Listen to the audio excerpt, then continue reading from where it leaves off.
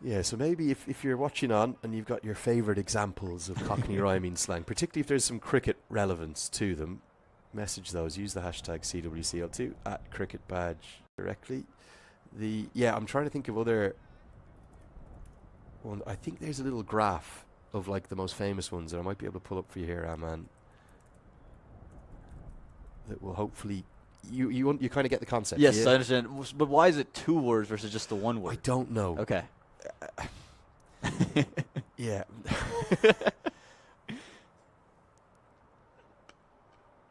It just adds to the creativity factor, I reckon. Yeah, and some of them don't really make a huge amount of sense. Yeah, and some of them are real. And it's not just, it's always more than one word. It is. I suppose that helps the, your sausage and mash, your cash. I saw Uncle Bert for shirt. That's quite brilliant. That one's.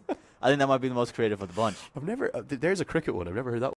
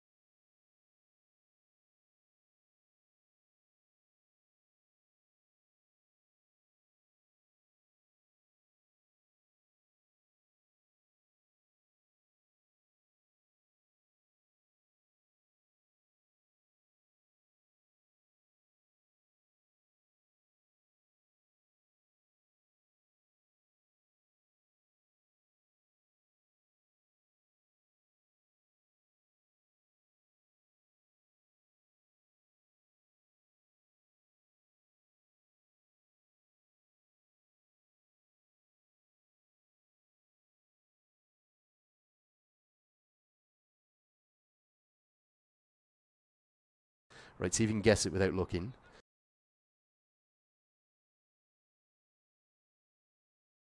Move that I actually thought would be a good one. I'm not sure they brought him on from this end. I thought he should have bowled from the pavilion end with the ball just shaping away. So it's Sandeep Lamachani's.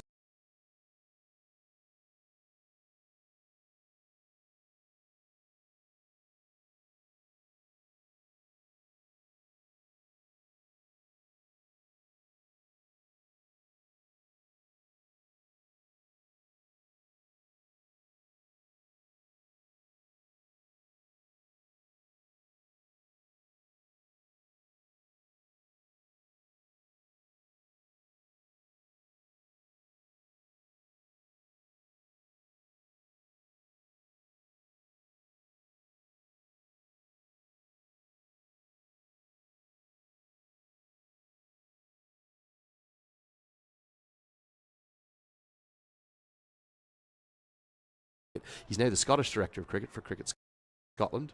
He's moved up there, doing a really good job, and he's just messaged me, Lenny, you need to check your mince.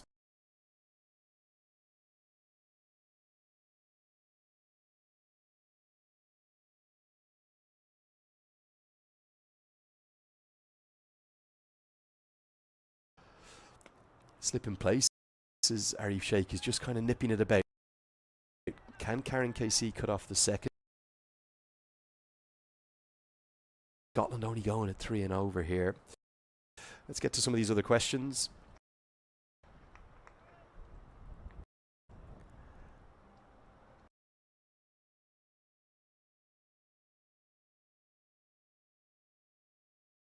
Means Michelle. No, is it cricket related? cricket related. Michelle Fife. That was quite great. I'm not sure if that's definitely Cockney rhyming slang, but certainly in the vicinity. Shane also following up on the previous topic. Are there too many T20 leagues? leagues now? Would it be better if there was window?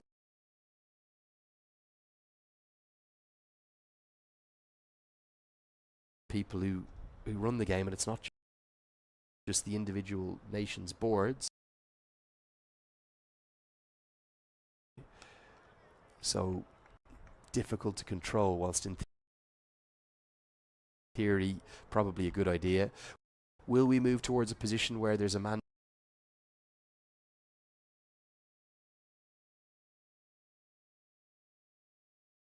Yeah, I don't, just because of, again, you're playing in every hemisphere of the world, every time zone. There's so many different seasons you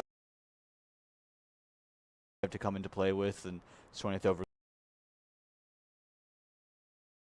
go 64 for 3.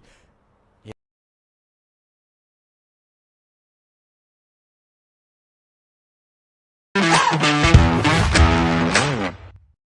I think that's the window you can carve. The T20s in particular, they're just typically you see so many leagues roughly around the same time, right? You have maybe a month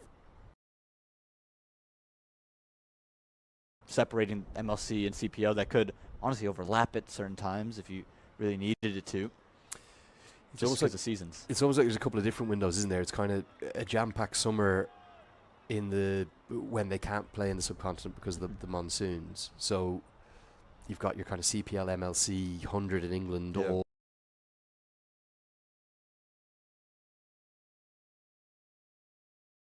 your kind of January, February, March, BPL, PSL. The Big Bash. Can't remember. I think the Lanka because that's their summer down in South Africa and Australia. They're going to dash a quick single here. I think it's well placed because it's miles in front of.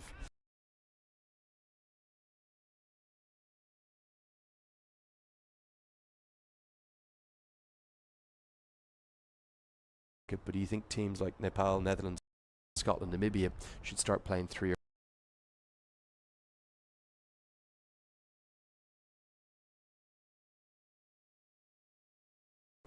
in theory? The sad thing is everything in the modern games comes down to the financials. The associates don't get nearly as much money as I think they deserve, given how well they perform. So they have to use that limited resource that they have wisely. And as a consequence, the ICC Intercontinental Cup, which was the first class from those involved in the ICC to spend the amount of money that was needed on it, and also COVID coming kind of in particular, have said that they would love to do it if they could. Again, it just comes down to that squeeze calendar. They're playing 36 ODIs every 2.5 years now with T20